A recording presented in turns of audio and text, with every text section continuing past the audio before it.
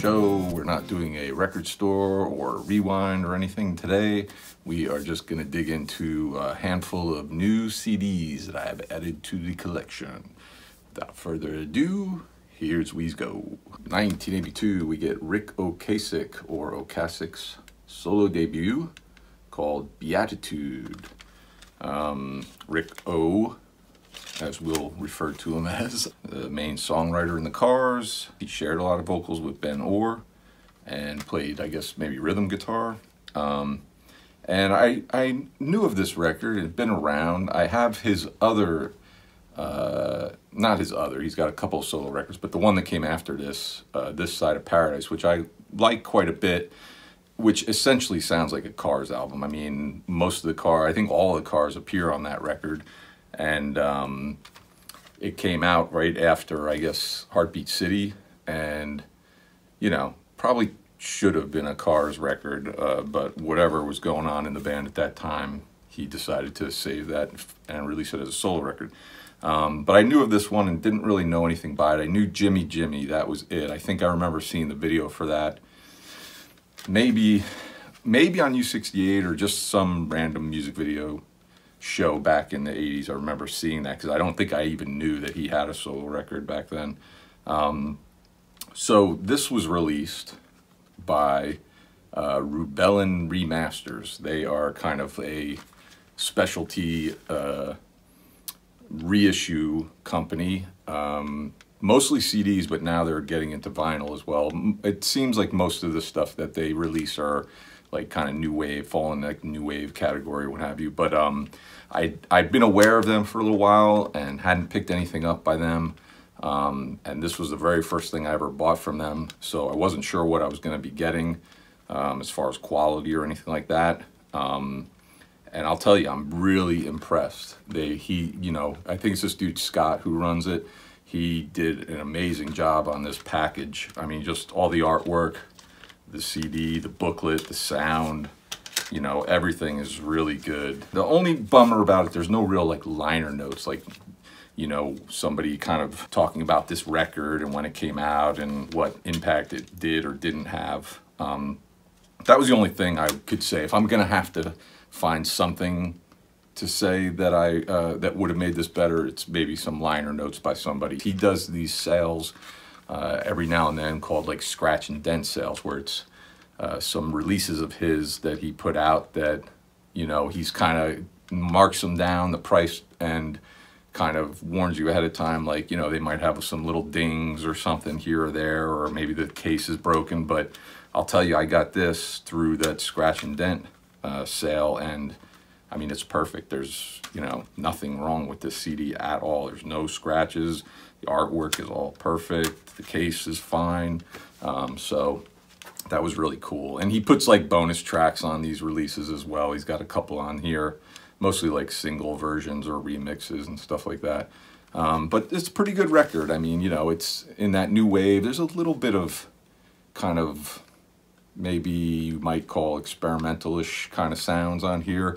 But, you know, you could really kind of add some guitars to this and it would sound a lot like a Cars record, you know. But I was happy with this record. Like I said, I only knew the one song from it, hadn't heard anything else, and I really kind of liked it. Some of the tracks on here I like were Something to Grab For, Connect Up to Me, and A Quick One, which is not a cover of the Who mini opera.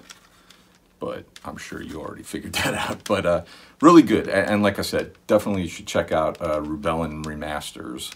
I'll put a link below to them. 2018, we have a digital release. There might be a vinyl of this, I'm not sure. There's no CD as far as I can tell.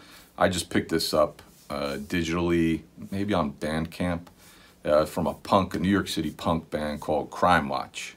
And I discovered this band. I was recently watching, there was a, I think, 4-part series on Epix called Punk, and just kind of covering, you know, punk rock and everything like that. And it's pretty good, you know. I mean, it's kind of the standard stuff you'd expect. A lot of stuff, if you're familiar with the music genre, you know, you kind of heard a lot of this stuff before. You know, they kind of go through the typical stuff. So anyways, near the end, I guess the last episode, they kind of talked about, you know, the future of punk or whatever, and they used a few bands as examples, and one being Crime Watch. The song that they played, I really kind of liked. Very fast.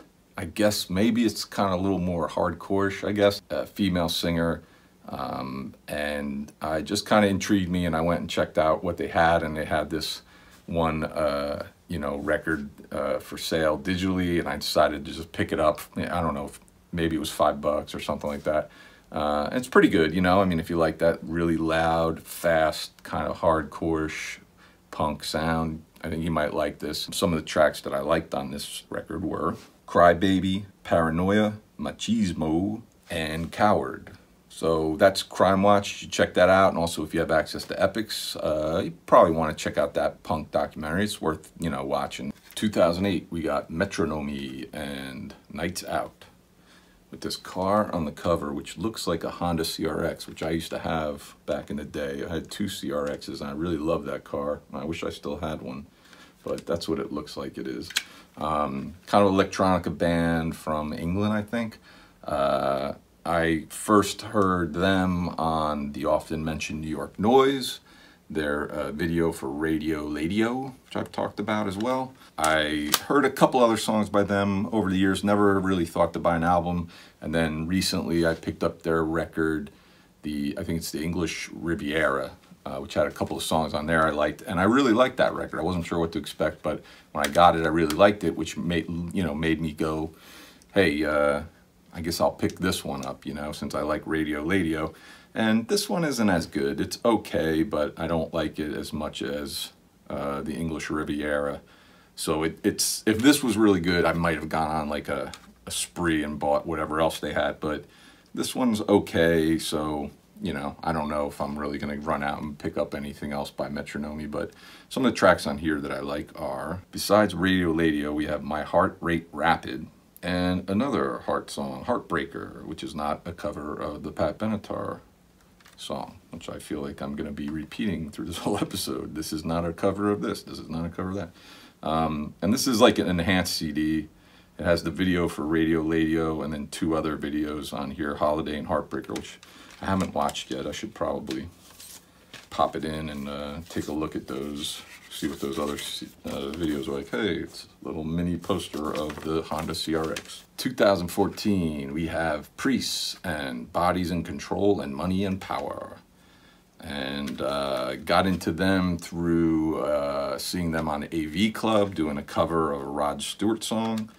And then just this year, again, similar to Metronomy, I just had never picked up anything and decided to try one of their records, picked up that, really liked it, picked up a second one, really liked that, and wasn't even aware of this one, and saw it maybe on Bandcamp or something, and said, well, 2 for 2 in my opinion, let me try the third one, and I got this, and this one's pretty good.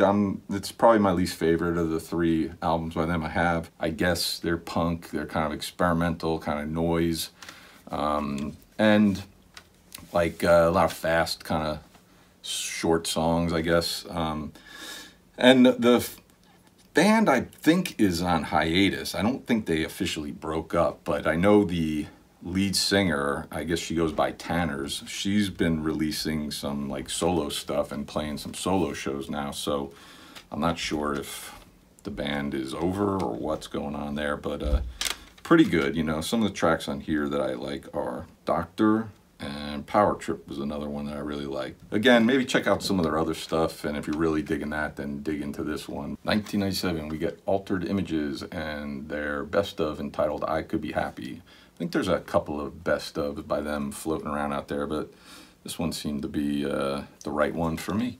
They are a new wave band from the 80s. I don't know if they're British or not. I have a feeling they are, but kind of poppy, new wave, you know. I think they only put out 3 records. I think the later stuff sounds a little more kind of pop, dance-ish, you know. I like the earlier stuff better, but really good band. I've been looking to pick this one up for a while and just had never found it for the right price, and finally scored it on eBay. I didn't really know a lot by this band, so I had this weird feeling I was going to buy it and it'd be like, oh, that one song I know is the only good thing on here. Oh, well.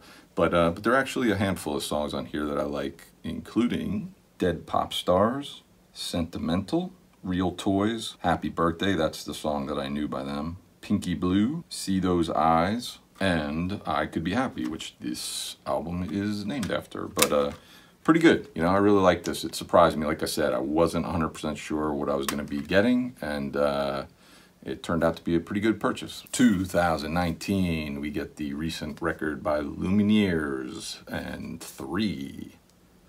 And this is a concept record, I guess, sort of about the effects of addiction on family, friends, people, etc. And I really like the Lumineers. I was kind of into them on their first record. You know, they're kind of alternative rock, but kind of like have a little bit of like kind of a folk sort of sound to them. Then they put out a record, Cleopatra, which I picked up a few years ago, and I really like that one. I actually bought this and the Altered Images CD from the same person online, and this one was actually like unopened. It was still sealed and everything, which sort of surprised me because they were selling them, both of them, like really cheap, like $3 each or something. And I don't think I even knew about this record, and so I was really happy to grab this one. Wasn't sure what it was going to be getting, but it's a really good record. It's kind of cool. They have, this reminds me of like the Doors. The booklet here has the images in those 3, so if you take it out. It's really cool. Like I said, it's a concept record. I have to listen to it a couple more times to kind of really maybe get into the little story, I guess, that's going on. But I really liked it. You know, it sounds very much in line with their previous stuff, in my opinion. There's a couple of bonus tracks on here as well, but some of the tracks on here that I like are Donna, Life in the City, and Leader of the Landslide was a good one too. But again, like I said, I like this a lot. Sounded really good. It was kind of what I wanted to sort of hear, and really happy with this one. I wasn't really aware that these guys are from New Jersey. I just kind of, somebody kind of pointed that out to me just recently, but really good. I like this band. They're really good. So that's it for the new pickups this time. Really appreciate you tuning in. By all means, like, subscribe, whatever. But what I really would love to hear your thoughts on these records. If you are familiar with them, let me know what you think of them, what tracks you like, or what tracks you hate. But by all means, thanks again for watching, and we shall see you again soon.